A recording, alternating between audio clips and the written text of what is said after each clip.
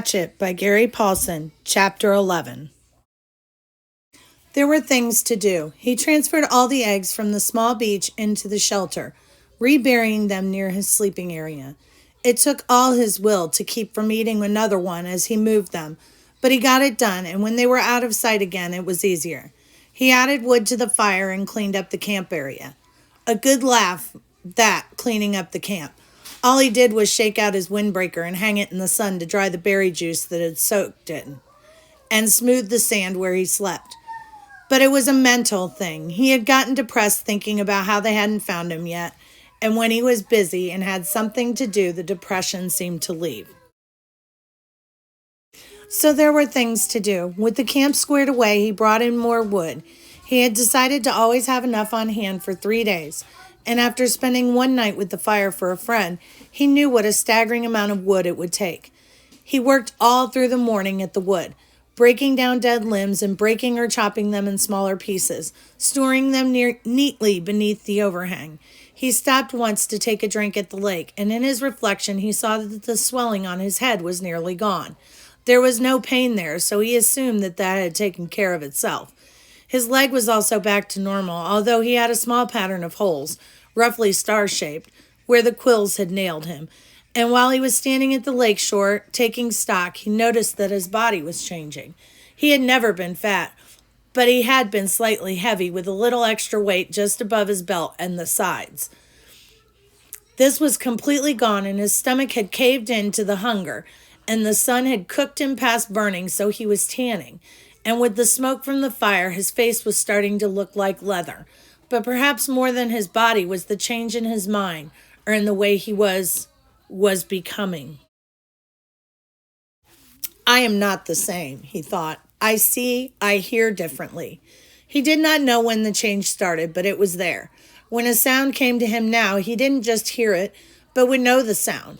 He would swing and look at it, a breaking twig, a movement of air, and know the sound as if he could move his mind back down the wave of sound to the source. He could know what the sound was before he quite realized he had heard it. And when he saw something, a bird moving on a wing inside a bush or a ripple on the water, he would truly see that thing, not just notice it as he used to notice things in the city. He would see all parts of it, see the whole wing, the feathers, see the color of the feathers, see the bush and the size and shape and color of its leaves. He would see the way the light moved with the ripples on the water and see how that the wind made the ripples and which way that wind had to blow to make the ripples move in that certain way. None of that used to be in Brian, and now it was a part of him, a changed part of him, a grown part of him. And the two things, his mind and his body, had come together as well, had made a connection with each other that he didn't quite understand. When his ears heard a sound or his eyes saw a sight and his mind took control of his body, without his thinking, he moved to face the sound or sight, moved to make ready for it, to deal with it. There were these things to do. When the wood was done, he decided to get a signal fire ready. He moved to the top of the rock ridge that comprised the bluff over his shelter and was pleased to find a large flat stone area. More wood, he thought, moaning inwardly. He went back to the fallen trees and found more dead limbs, carrying them up on the rock until he had enough for a bonfire. Initially, he had thought of making a signal fire every day, but he couldn't. He would never be able to keep the wood supply going. So while he was working, he decided to have the fire ready if he heard an engine, or even thought he heard a plane engine. He would run up with a burning limb and set off the signal fire. Things to do. At the last trip to the top of the stone bluff with wood, he stopped, sat on the point overlooking the lake, and rested. The lake lay before him, 20 or so feet below, and he had not seen it this way since he had come in with the plane. Remembering the crash, that he had a moment of fear, a breath-tightening little rip of terror, but it passed, and he was quickly caught up in the beauty of the scenery. It was so incredibly beautiful that it was almost unreal. From his height, he could see not just the lake, but across part of the forest, a green carpet, and it was full of life.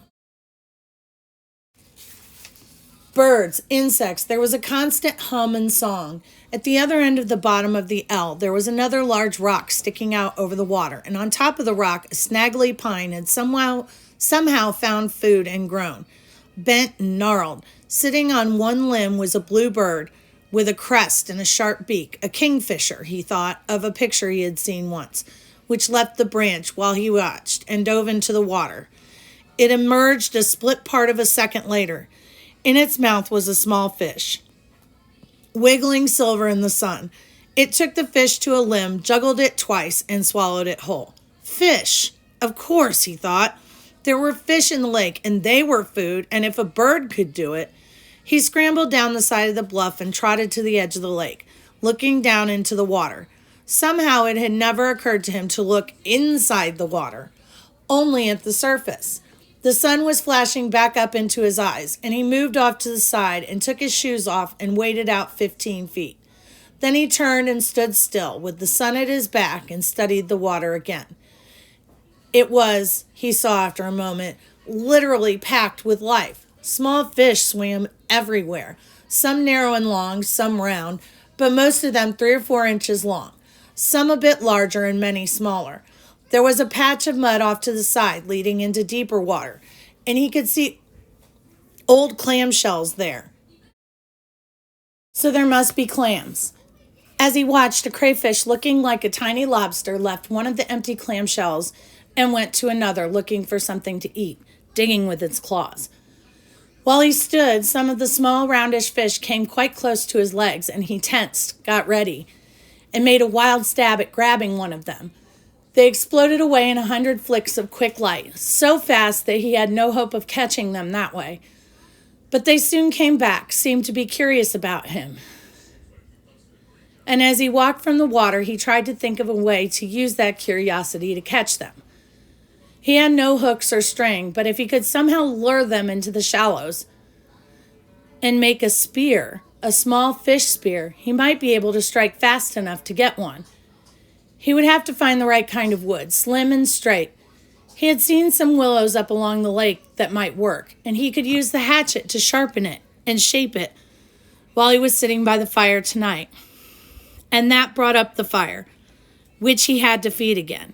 He looked at the sun and saw it was getting late in the afternoon, and when he thought of how late it was, he thought that he ought to reward all his work with another egg. And that made him think that some kind of dessert would be nice. So he smiled when he thought of dessert, so fancy. And he wondered if he should move up the lake and see if he could find some raspberries. After he banked the fire, and while he was looking for the right wood for a spearwood, he thought, and it all rolled together, just rolled together and rolled over him. There were these things to do.